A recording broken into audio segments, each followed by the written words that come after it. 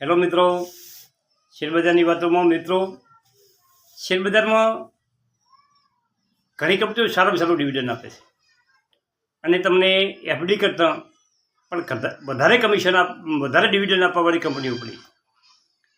એવી કંપનીમાં તમે રોકાણ કરો તો વર્ષે તમને એફડી જેટલું તો વ્યાજ મળે, ડિવિડન્ડ મળે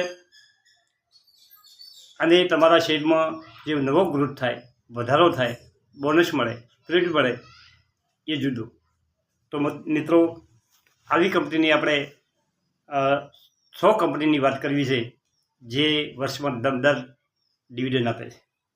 એલઓસી મિત્રો 123 રૂપિયાની 70 રૂપિયા પર ચાલી રહ્યો છે ભાવ અને પ્રતિ શેરી 8 રૂપિયા અને 2.5% પ્રમાણે કંપની ડિવિડન્ડ આપે છે.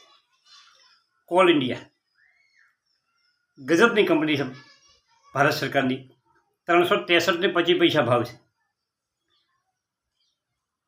24 રૂપિયા ડિવિડન્ડ આપે છે એક શેર ઉપર, 7% પ્રમાણે ડિવિડન્ડ કંપની આપે છે.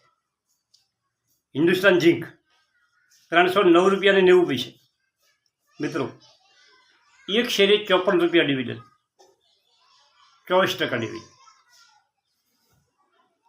આરઈસી 406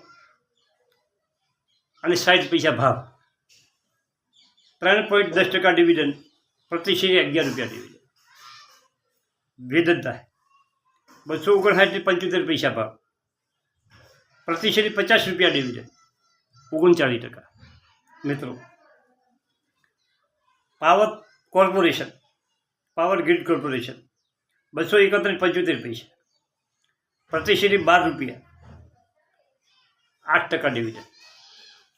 મિત્રો, કંપનીના ડિવિડન્ડમાં એની આવક પ્રમાણે વધઘટ દર વર્ષે થતી રહે છે, પરંતુ આ સારી કંપની, મજબૂત કંપનીઓ છે અને દર વર્ષે સારામાં સારું ડિવિડન્ડ આપે છે.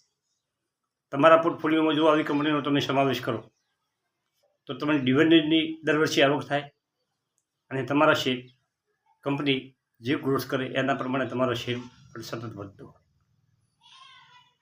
અને આ કંપનીઓએ દર વર્ષે વધારો પણ કંપનીના ભાવમાં થતો હોય છે અને આવા શેરનો સમાવેશ ઘણા રોકાણકારો કરતા હોય જેથી એમને ડિવિડન્ડનો લાભ મળે, એમની એક મોટી આવક પણ એમને થાય. Thank you. આભાર.